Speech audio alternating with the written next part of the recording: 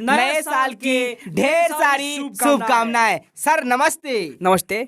Sir नया साल पे कुछ सुनाइए। तो सर देखिए, सबसे पहले तो जो भी हमें देख रहे हैं अमित ये फॉर यू से सभी को दसों जोड़ के मेरा प्रणाम। और मैं चाहूँगा कि आप लोग इसी तरह से अपने जीवन में तरक्की करते रहिए और जिस तरह से हमें अपना प्यार दुलार देते हैं उस तरह से हमें देते रहिए। और मैं चाहूँगा कि एक गाना आप लोग को सुनाए आज जो कि का कि मेरा एक गाना आया है बीडी म्यूजिक से जो कि नया साल का है।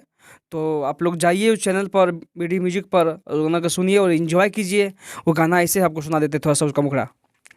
तो गाना ऐसे है, हे गे मिलई है जाना गे ओढ़ी के ओढ़नी पियर पियर, मिलई है जाना गे ओढ़ी के ओढ़नी पियर पियर, गे खाई के मुर्गा पी के बियर मनैबै हैप्पी न्यू ईयर।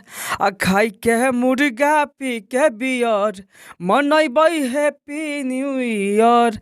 तो भाई लोग आप जो भी मतलब ये गाना सुने हैं तो मतलब जो नहीं सुने हैं मतलब एक बार जाके अपना बीडी म्यूजिक पर जाइए तो ये गाना अपना आपको मिलेगा। आप और सुनिए और एंजॉय कीजिए। और इसी तरह से नमस्कार, धन्यवाद सर।